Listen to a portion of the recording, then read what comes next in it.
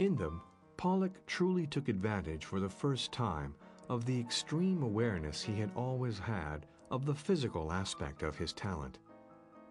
Put up next to the Accabonac Creeks, Eyes in the Heat and Earthworms in particular are absolutely inelegant and furthermore seem quite disturbed.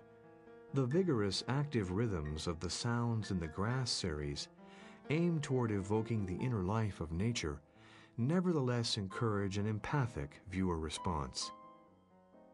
Its much lighter coloration links the final painting of this second series, the very appropriately titled Shimmering Substance, to the slightly earlier Accabonac Creeks.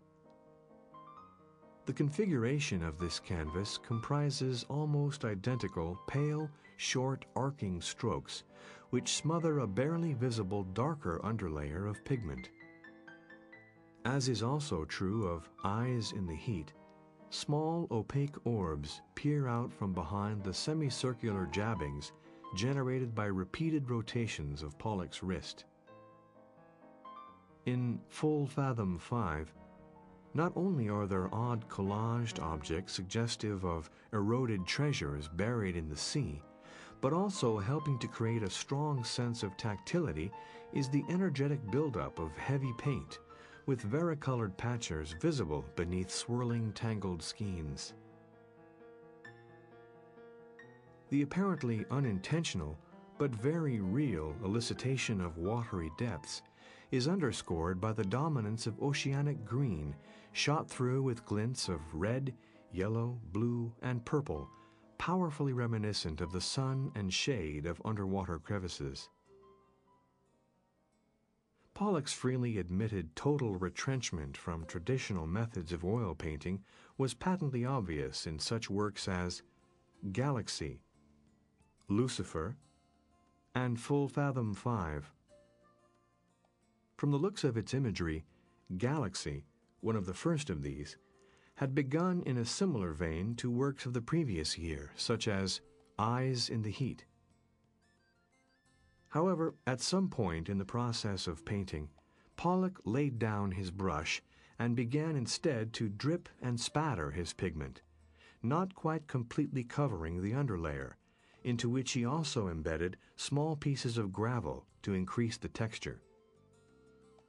The thousands of tin droplets of color scattered across the surface of this picture must have reminded Pollock's neighbor, author Ralph Manheim, of Long Island's clear night sky. Manheim invoked a similar astral metaphor for 3 other contemporaneous canvases as well. These paintings, Cornet, Shooting Star, and Reflections of the Big Dipper, differ from Galaxy, however, in the more continuous flow of the lines of pigment Pollock poured directly onto each. Alchemy, another title provided by Manheim, could also have stemmed from the author's close association with the writings of Jung. The publication in 1936 of Jung's Psychology and Alchemy had created quite a stir in analytic and surrealist circles. In this text, Jung explained further the roots of his theory that individuation is achievable only through proper combination of the male and female aspects inherent in the human personality. Other art historians have conjectured that alchemical symbols constitute the true source of the king and queen archetypes in Guardians of the Secret, as well as of the Moon Woman. Also, an elaborate case has been made for alchemical history as the root of the iconography of a 1946 painting called The White Angel.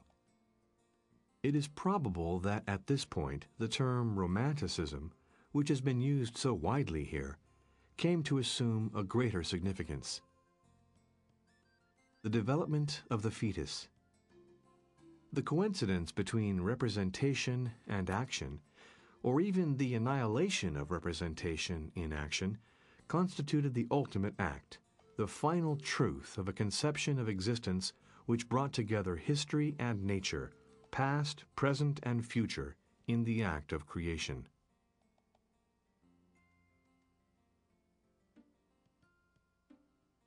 war. The 19th century image of the Romantic poet, who himself assumes an ethical as well as aesthetic responsibility, is defined in this henceforth absolute identification of being with doing and of doing with creating.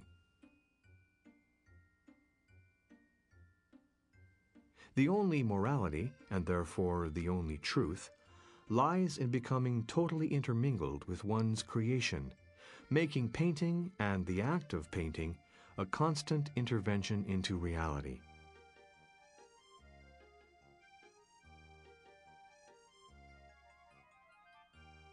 Of all the paintings Pollock created for his fifth one-man show, another in the vertical format, Cathedral, was to become the best known, as a result of being featured in a roundtable discussion in Life magazine, October 1948.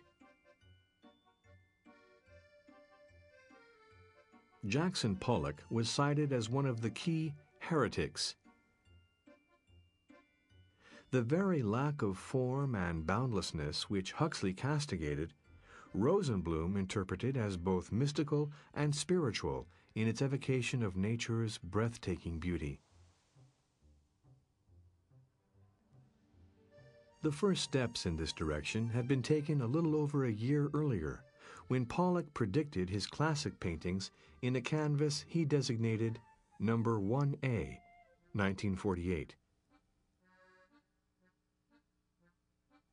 Now, finally following the guidelines he had set for himself, the proportions of Number 1A were such that Pollock could say he had achieved a midway position between the easel and the mural approach. Updating the optical illusion of shimmering substance, in Number 1, or Lavender Mist, Pollock projected the feeling that his entire configuration was hovering in the viewer's space.